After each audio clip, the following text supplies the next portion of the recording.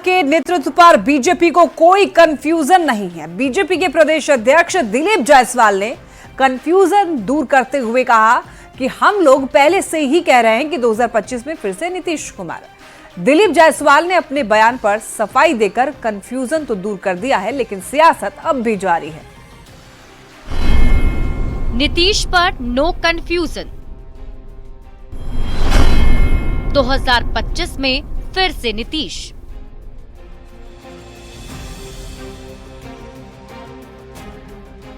शुक्रवार की सुबह बिहार की राजनीति तब गर्मा गई जब बीजेपी प्रदेश अध्यक्ष दिलीप जायसवाल ने कह दिया कि बीजेपी संसदीय दल के बैठक में चेहरे पर फैसला होगा।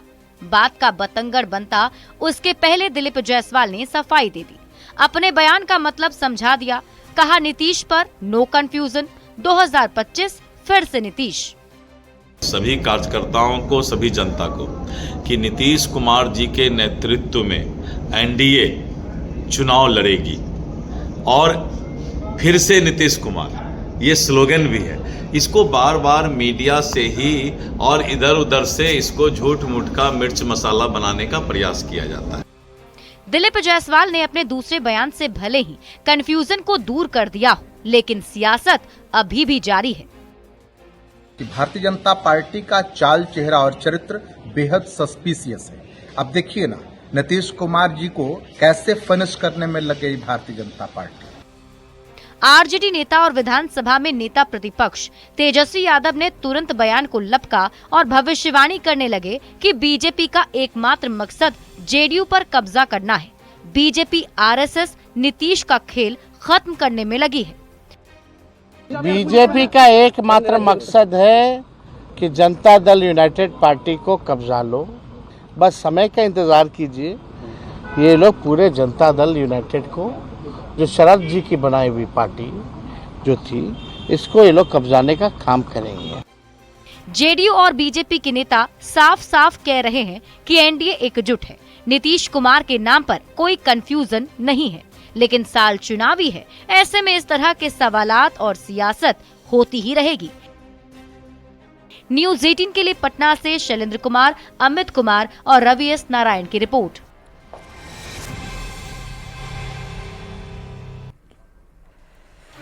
तेजस्वी यादव ने लगातार दूसरे दिन नीतीश कुमार के बेटे निशांत को अपना भाई बताते हुए जल्दी से राजनीति में आने की अपील की। तेजस्वी ने यह भी आगाह किया कि अगर निशांत जल्द राजनीति में नहीं आते हैं तो जेडीयू को बीजेपी खा जाएगी। तो अब ऐसे में सवाल है कि तेजस्वी यादव को जेडीयू कितनी चिंता क्यों है? हमारे भाई हैं, हम तो चाहेंगे कि भाई जल्दी आ जाए। बिहार की राजनीति में इस समय सबसे ज्यादा चर्चा सीएम नीतीश कुमार के बेटे निशांत कुमार की हो रही है। समर्थक और शुभ चिंतकों को तो छोड़ दीजिए, जेडीयू के विरोधी माने जाने वाले तेजस्वी यादव जैसे नेता भी बार बार निशांत को राजनीति में आने की सलाह दे रहे हैं। जल्दी आना चाहिए, कमान संभालना चाहिए। तेजस्वी यादव ने लगातार दूसरे दिन निशांत को अपना भाई बताया और उनसे जितनी जल्द हो राजनीति में आने की अपील की। निशांत हमारे भाई हैं, उनका आदर है, सम्मान है। हम तो चाहेंगे कि भाई जल्दी आ जाए, नहीं तो भाजपा खा जाएगी जदयू को, और शरद जी की बनाई हुई पार्टी है। जल्दी आना चाहिए, कमान संभालना चाहिए।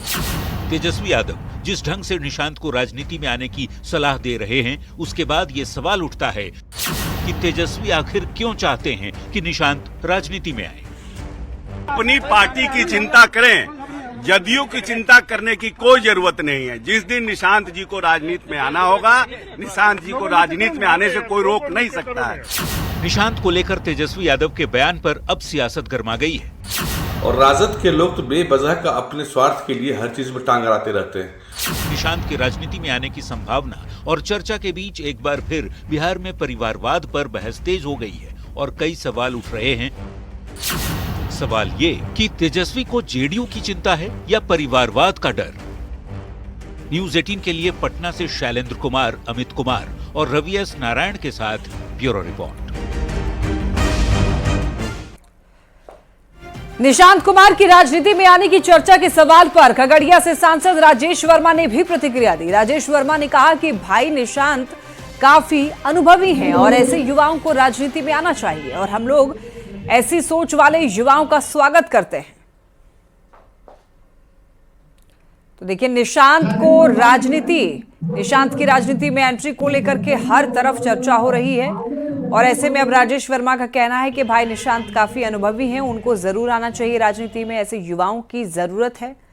तो ऐसे में देखिए हर तरफ निशांत कुमार जो कि नीतीश कुमार के बेटे हैं, उनकी चर्चा हर ओर हो रही है। उनके पास अनुभव भी है और एक सकारात्मक सोच वाले किसी भी युवक को राजनीति में जरूर आना चाहिए। हम लोग सब उनका स्वागत करते हैं। उनके ऊपर कौन क्या टीका टिप्पणी करता है, लेकिन हम लोग पूरे मन से चाहते हैं और उनका स्वागत करते हैं। अगर वो राजनीति में आना चाहते हैं तो ऐसे सकारात्मक सोच वाले नौजवान साथी की, युवा साथी का राजनीति में बिल्कुल स्वागत। नेता प्रतिपक्ष तेजस्वी यादव ने सीएम नीतीश और बीजेपी पर डबल अटैक किया। तेजस्वी ने नीतीश को ओल्ड मॉडल बताया तो जेडीयू को चिताते हुए कहा कि बीजेपी का मकसद जेडीयू पर कब्जा करना है। तेजस्वी के इस बयान पर अब बिहार की सियासत गरमाई हुई है। Nitish ji is old model. BJP का एकमात्र मकसद है कि जनता दल यूनाइटेड पार्टी को कब्जा लो। तेजस्वी यादव ने सीएम नीतीश और बीजेपी पर डबल सियासी वार किया है। एक तरफ तेजस्वी यादव ने नीतीश पर बड़ा हमला करते हुए कहा कि ये नीतीश कुमार का आखिरी मंत्रिमंडल विस्तार था, नीतीश कुमार ओल्ड मॉडल हो चुके हैं। तो दूसरी तरफ तेजस्वी ने जेडीयू को चेताते हुए कहा कि बीजेपी का एकमात्र मकसद जेडीयू पर कब्जा करना है। आदरणीय नीतीश कुमार जी ने जो मंत्रिमंडल विस्तार किया है वो उनका आखिरी मंत्रिमंडल विस्तार है। अब नीतीश कुमार जी दोबारा बिहार के मुख्यमंत्री नहीं बनने जा रहे। हालांकि हम पूरा सम्मान करते हैं, बुजुर्ग हो गए हैं, अब उनका समय पुराना हो चुका है, समय खत्म हो चुका है। Nitish ji is a old model. BJP का एकमात्र मकसद है कि जनता दल यूनाइटेड पार्टी को कब्जा लो और जो लोग जनता दल यूनाइटेड को नीतीश कुमार जी ने कमान दिया है, ये साफ दिखाता है कि निर्णय लेने लायक नीतीश कुमार जी अब नहीं रहे। सबकी डीलिंग हो चुकी है भाजपा से। नीतीश जी का अब खेल ये लोग समाप्त कर रहे हैं। नीतीश को ओल्ड मॉडल बताने पर तेजस्वी पर एनडीए ने पलटवार किया है। एनडीए नेताओं ने कहा कि एक तरफ आरजेडी के कई नेता नीतीश की आरजेडी के साथ हाथ मिलाने का बयान देते रहते हैं, दूसरी तरफ नीतीश को ओल्ड मॉडल बताते हैं। आरजेडी का ये दोहरा पॉलिटिक्स नहीं चलेगा। मेरे अंगने में तुम्हारा क्या काम है। राष्ट्रीय जनता दल के ऐसे नेता जो हमेशा बयान देते रहते हैं कि आदरणीय नीतीश बाबू हमारे साथ आ रहे हैं, भाई कौन आपको ऑफर दे रहा है? राष्ट्रीय जनता दल दरअसल चुनाव जीतने में असक्षम है और राष्ट्रीय जनता दल की वही स्थिति 2025 के विधानसभा चुनाव में होने जा रहा है। एक तरफ ये आदरणीय मुख्यमंत्री नीतीश कुमार जी को ओल्ड मॉडल बताते हैं, दूसरी तरफ इनके नेता बयान देते हैं कि गेट खुला है, दरवाजा खुला है, खिड़की खुला है, रोशनदान खुला है, दरवाजा तोड़ देंगे और दीवार तोड़ देंगे। एक तरफ आरजेडी नीतीश कुमार पर लगातार डोरे डाल रही है, दूसरी तरफ नीतीश पर तेजस्वी का हमला लगातार जारी है। आरजेडी अध्यक्ष लालू प्रसाद मीसा भारती ने नीतीश के लिए दरवाजा खुला होने की बात कही थी, तो भाई वीरेंद्र नीतीश के आरजेडी के साथ हाथ मिलाने का कई बार दावा कर चुके हैं। ऐसे में बड़ा सियासी सवाल है कि आरजेडी ये दोहरी सियासी चाल क्यों चल रहा है। न्यूज़ 18 के लिए पटना से अमित कुमार के साथ संजय कुमार की रिपोर्ट।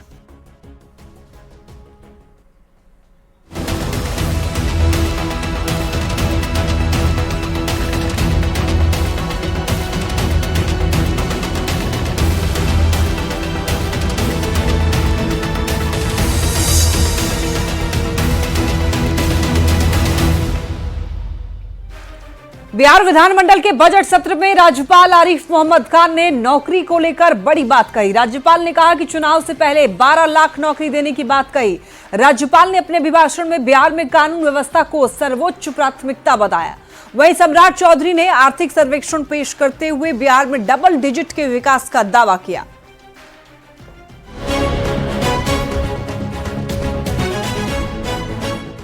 बिहार विधानमंडल के बजट सत्र की शुरुआत हो चुकी है। सत्र की शुरुआत राज्यपाल आरिफ मोहम्मद खान के अभिभाषण से हुई। संयुक्त सदन को संबोधित करते हुए राज्यपाल ने विकसित बिहार की तस्वीर खींची। राज्यपाल ने कहा कि 2005 के बाद बिहार में कानून का राज है। कानून व्यवस्था सरकार की सर्वोच्च प्राथमिकता है। राज्यपाल ने शिक्षकों की बहाली और चुनाव से पहले 12 लाख नौकरी की भी बात कही।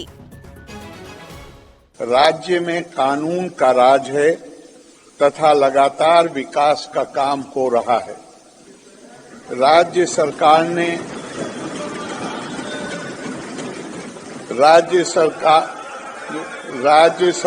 ने हमेशा सुशासन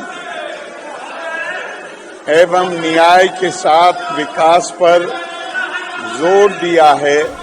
3 मार्च को बिहार का बजट पेश होगा। बजट से पहले वित्त मंत्री ने आर्थिक सर्वेक्षण को पेश किया। सम्राट चौधरी ने कहा कि राष्ट्रीय स्तर पर विकास के मामले में बहुत ही मामूली अंतर से बिहार दूसरे नंबर पर है।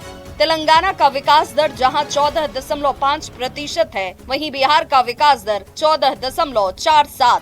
बिहार लगातार डबल डिजिट में विकास कर रहा है।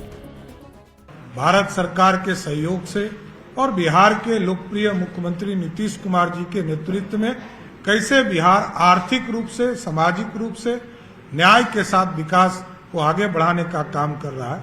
इसलिए इस पूरे बिहार आर्थिक सर्वेक्षण 2024 के रिपोर्ट में पूर्ण रूप से आपको समर्पित करने का काम किया है। राष्ट्रीय स्तर पर हम दूसरे स्थान पर हैं। बिहार में 3 मार्च को बजट पेश किया जाएगा। बजट पर सभी की निगाहें टिकी हैं। जनता को इस बजट से काफी उम्मीदें हैं। एनडीए का दावा है कि इस बार का बजट बिहार के विकास के लिए मील का पत्थर साबित होगा।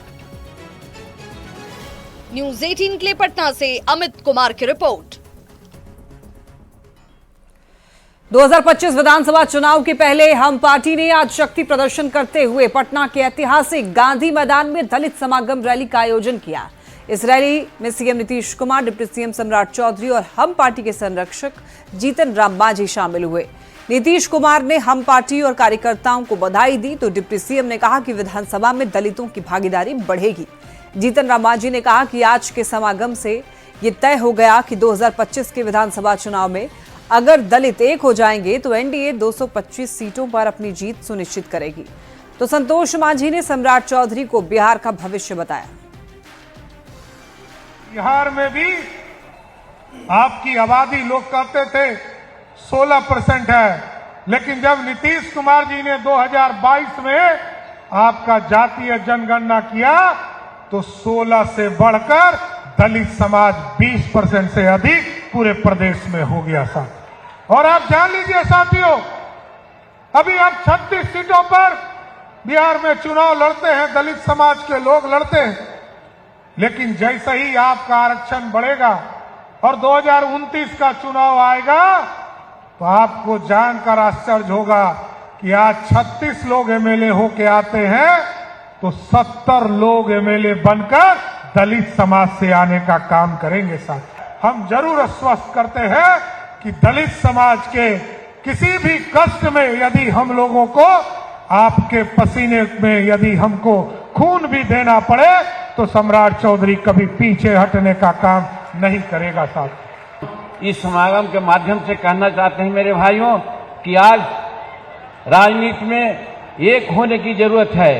अगर एक नहीं होइएगा तो ये 78 वर्ष में, जैसा पहले मैंने कहा कि हम लोग कटोरा लेकर के घूम रहे हैं, आगे भी घूमते रहिएगा। इसलिए 2025 के चुनाव में एक होकर के निर्णय लेने की जरूरत है। आदरणीय सम्राट चौधरी एक उभरते हुए नेता है, बिहार के भविष्य है और निश्चित तौर पर बिहार इनकी ओर देख रहा है। साथियों, तो मैं भी इनको शुभकामना देता हूं और मैं कहना चाहता हूं आप एकजुट हो जाइए और अपनी ताकत को बूथों पर दिखाइए। जो चुनाव आने वाला है 25 में साथियों। जेडीयू के राष्ट्रीय प्रवक्ता राजीव रंजन ने तेजस्वी यादव को खुली चुनौती दी है। राजीव रंजन ने कहा कि इंडिया अलायंस को बिहार में 20 सीट भी नहीं मिलेगी। हालांकि गठबंधन टूटने की संभावना है और अगर ऐसा हुआ तो तेजस्वी 1 सीट को भी तरसेंगे और सीएम नीतीश का फिर से सीएम बनना तय है। तो बिहार में 20 सीट भी नहीं मिलेगी। इस वक्त की यह बड़ी खबर है और आपको बताते चलें कि राजीव रंजन ने दरअसल इंडी अलायंस को लेकर कहा है कि उनको बिहार में 20 सीट भी नहीं मिलेगी। हालांकि गठबंधन टूटने की संभावना है और अगर ऐसा हुआ तो तेजस्वी 1 सीट को भी तरसेंगे। तेजस्वी यादव पहले इतनी सीटें जुटा लें कि वो नेता प्रतिपक्ष के पद पर बरकरार खुद को रख पाए। हमारी खुली चुनौती है, अगर वो कांग्रेस के साथ मिलकर के भी लड़ेंगे तो 18 से 20 सीटें महागठबंधन को बिहार में अधिकतम, और अगर ये अलायंस जिसके टूटने की संभावना बहुत है तो एक एक सीट के लिए तरसेंगे। हमारे सेहत की चिंता न करें। मुजफ्फरपुर में जहानाबाद से आरजेडी के विधायक सतीश दास ने कहा कि विजय सिन्हा और दिलीप जायसवाल को सच बोलने की सजा मिली है। सच बोलने के कारण विजय सिन्हा के विभाग में कटौती और दिलीप जायसवाल को मंत्री पद से हटाया गया है। साथ ही ये भी कहा कि बस ढोल पीटने के लिए मांझी जी दलित सम्मेलन कर रहे हैं। वहीं सतीश दास ने बड़ा आरोप लगाते हुए कहा कि जब महाकुंभ में जीतन राम मांझी और चिराग पासवान नहाए तो केंद्र सरकार ने एक रिपोर्ट जारी किया कि अब गंगा का पानी नहाने लायक नहीं है, कहीं कई गुना ज्यादा प्रदूषित हो गया है। यानी मांझी और चिराग के नहाने से पानी दूषित हो गया। कि मंत्रिमंडल के कैरेक्टर को आपको समझना होगा। सबसे पहले तो भाजपा के जो प्रदेश अध्यक्ष थे डॉक्टर दिलीप जायसवाल जी, उनको सच बोलने की सजा दी गई। उन्होंने अपने राजस्व विभाग में भ्रष्टाचार को स्वीकार किया, मंत्री होने के बावजूद भी उनसे मंत्री पद छीन लिया गया। ढोल पीटने के लिए एक दलित सम्मान सम्मेलन कर रहे हैं। कैसा सम्मान जब उनका विभाग छीना गया? कैसा सम्मान जब वो महाकुंभ में नहाने जाते हैं जीतनराम मांझी जी और चिराग पासवान जी, तो भारत सरकार एक रिपोर्ट जारी करता है कि भाई अब गंगा का पानी, संगम का पानी नहाने के लायक नहीं है। इसका जो पोल्यूशन रेट है 2000 गुना ज्यादा है। चुनावी साल में सियासी सवाल भी उठने लगे हैं। जनसुराज के संयोजक प्रशांत किशोर तेजस्वी यादव से माई बहन योजना को लेकर सवाल पूछ रहे हैं और ये कह रहे हैं कि तेजस्वी का चुनावी वादा खोखला है। महिलाओं को हर महीने 2500 रुपए देने के लिए बिहार में उतना बजट ही नहीं है, तो तेजस्वी वादा कैसे पूरा करेंगे? इस रिपोर्ट में देखिए। माई बहन मान योजना के तहत 2500 रुपया हम लोगों की सरकार देने का काम करेगी। चुनावी साल, तेजस्वी से पीके के सवाल, लोक लुभावन वादों पर सियासी बवाल, माई बहन योजना पर छिड़ा घमासान, बजट नहीं तो तेजस्वी कैसे देंगे सम्मान? बिहार में चुनावी साल में सवाल की सियासत शुरू हो गई है। सवाल उठ रहे तेजस्वी यादव पर और उनके लुभावन वादों पर। तथ्यों और आंकड़ों के माहिर खिलाड़ी माने जाने वाले जनसुराज के संयोजक प्रशांत किशोर बार बार लगातार तेजस्वी की माई बहन योजना पर सवाल खड़े कर रहे हैं, प्रहार कर रहे हैं पीके। हर सभा में, हर मंच से यही कह रहे हैं कि माई बहन मान योजना तेजस्वी यादव का झूठा वादा है। आरजेडी वाले कभी इस चुनावी वादे को पूरा कर ही नहीं सकते। सम्मान का सपना तेजस्वी से पूरा हो ही नहीं सकता। 50,000 करोड़ रुपया जेब में है और कह रहे हैं कि 1.5 लाख करोड़ रुपया दे देंगे, सबको तुरंत दे देंगे, तो बकिया पैसा कहां से आएगा? आरजेडी पर प्रशांत का प्रहार क्यों हो रहा है, इसके लिए आपको माई बहन योजना के गणित को समझना होगा। पीके का कहना है कि बिहार में महिलाओं की संख्या करीब 6 करोड़ है। तेजस्वी ने सभी महिलाओं को हर महीने 2500 रुपये देने का वादा किया है। इस लिहाज से सिर्फ माई बहन योजना पर ही 1,50,000 करोड़ रुपए का खर्च बैठेगा, जबकि बिहार सरकार का पूरा बजट ही मात्र 2,40,000 करोड़ रुपए है। यही वजह है कि प्रशांत किशोर हर जनसभा में तेजस्वी के वादे को आड़े हाथों ले रहे हैं, महिलाओं को सचेत और सतर्क कर रहे हैं, बिहार की जनता को अलर्ट कर रहे हैं और तेजस्वी से पूछ रहे हैं कि क्या पूरे बजट का 60% पैसा सिर्फ एक योजना पर खर्च करेंगे। तेजस्वी 5 साल में 7,50,000 करोड़ कहां से लाएंगे? फ्री में बांटने के लिए इतनी बड़ी रकम कहां से आएगी? इस पर आरजेडी ने पलटवार किया कि तेजस्वी के वादे से प्रशांत किशोर बेचैन है। और ये 2500 रुपया सारे गुना भाग के बाद, सारे तरह के मामले को देखने के बाद घोषणा की गई है। अब बेचैन मत होइए। आरजेडी चुनावी वादों पर अड़िग है और प्रशांत इसे असंभव बता रहे हैं। गुमराह करने की रणनीति और सिर्फ एक चुनावी नारा ठहरा रहे हैं। देखना होगा बिहार की जनता किसके वादे पर भरोसा करती है और किसे सत्ता सौंपती है। न्यूज़ 18 के लिए पटना से संजय कुमार के साथ ब्यूरो रिपोर्ट।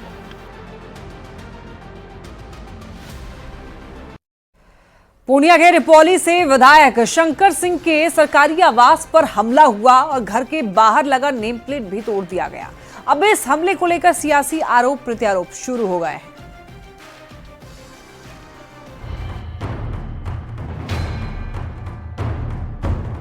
ये सरकारी आवास है पूर्णिया के रुपौली से विधायक शंकर सिंह का। कुछ बदमाशों ने विधायक शंकर सिंह के घर पर हमला कर दिया, घर के बाहर लगा नेम प्लेट चकनाचूर कर दिया और दीवार को भी तोड़ने की कोशिश की। इस हमले को विधायक शंकर सिंह और उनकी पत्नी राजनीतिक साजिश करार दे रहे हैं।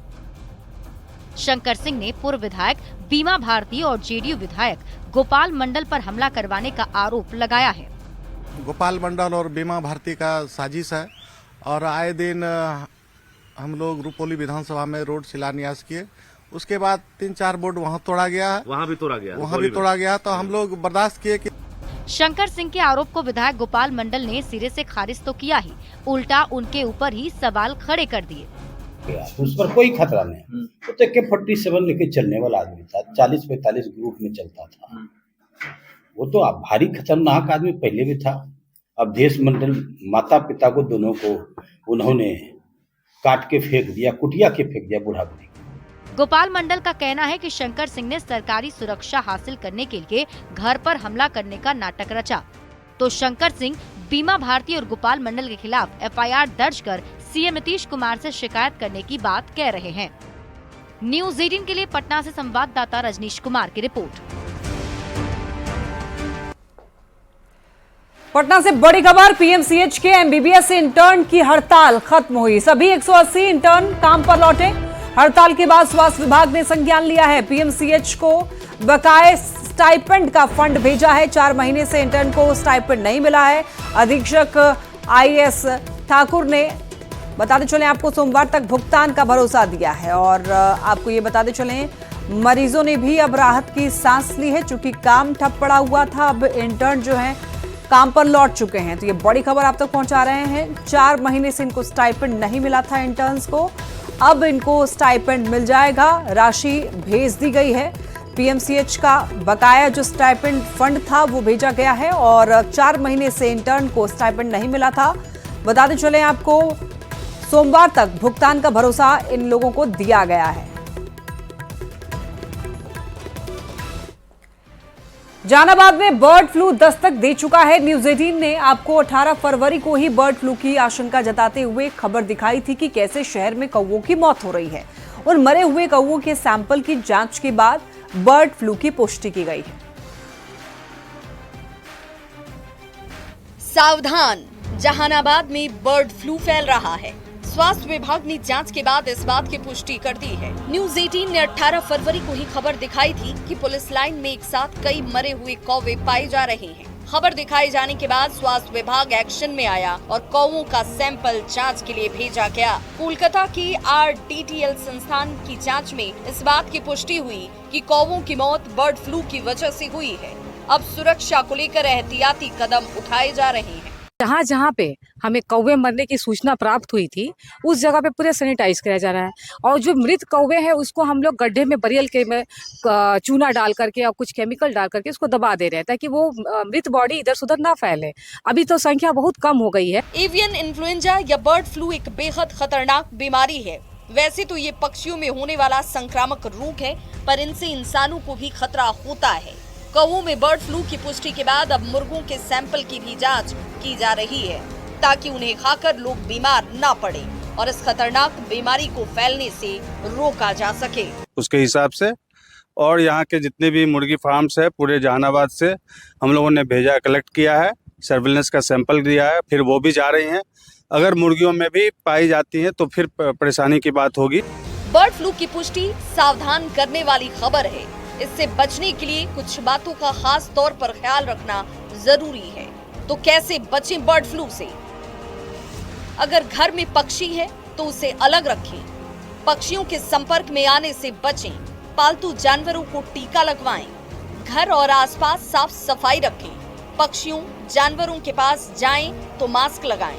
हाथों को नियमित तौर पर पानी और साबुन से धोते रहें। इन सावधानियों को बरतने से आप बर्ड फ्लू के संक्रमण से बच सकते हैं और इस खतरनाक बीमारी को फैलने से रोका जा सकता है। जहानाबाद से संवाददाता राजीव विमल के साथ ब्यूरो रिपोर्ट, न्यूज़ 18। और बेटा से बड़ी खबर, नदी में डूबने से 2 बच्चों की मौत हो गई। देखिए, सोन नदी में नहाने गए थे ये बच्चे। मौदही गांव का ये मामला बताया जा रहा है। हालांकि पुलिस ने शवों को कब्जे में लिया है। मृतकों की पहचान हो गई है। अंकित और विशाल के तौर पर इन शवों की पहचान हुई है और बताए जा रहे हैं कि दोनों ही बच्चे सगे भाई थे, जो कि नानी घर गए हुए थे और यहाँ पर नदी में नहाने गए थे ये बच्चे। और वहां पर दोनों भाइयों की नदी में डूबने की वजह से मौत हो गई। मौदही गांव का ये मामला है। परिवार में मातम पसरा हुआ है। पुलिस ने शवों को कब्जे में लिया है।